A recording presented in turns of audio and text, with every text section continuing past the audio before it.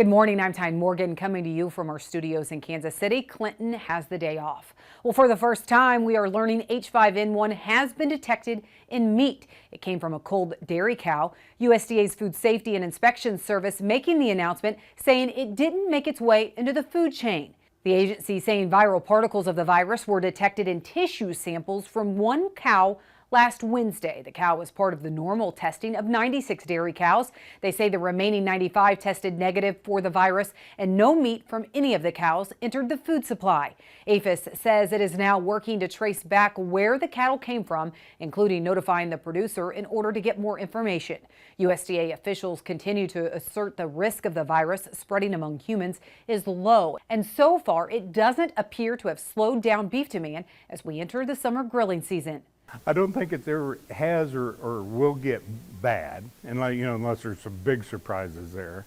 The frustrating part of that one, it just won't go away, and so from that context, I think it's one that we will have to deal with, certainly for this summer's grilling season, potentially longer. I don't, because it's a 7 to 10 days deal, the cow's fine. I don't think it's a game changer, but it's just one of those things that's constantly there. Oh, when something like this comes up, there's always concerns, but I would say it's a relatively calm concern.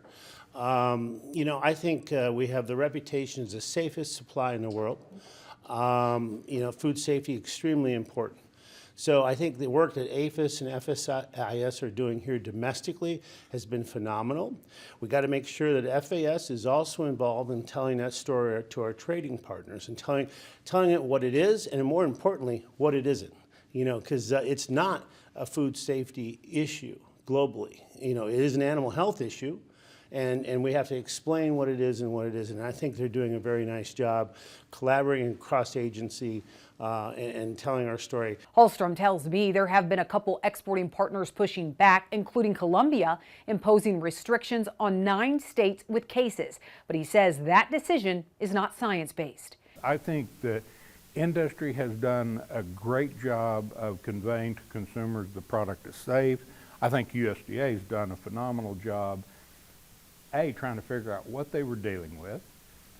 When we knew we had some cows impacted in the panhandle of southern Kansas, but we didn't know, so the time it took to get it identified, will we learn more in a really short period of time? Sure. But the fact that it's not carrying over in the product, of all the evidence we have so far, it's not having a lasting impact on the cows. USDA also confirming infections in 5 additional herds, 3 in South Dakota and 2 in Colorado, raising the U.S. total to 64 herds in those 9 states.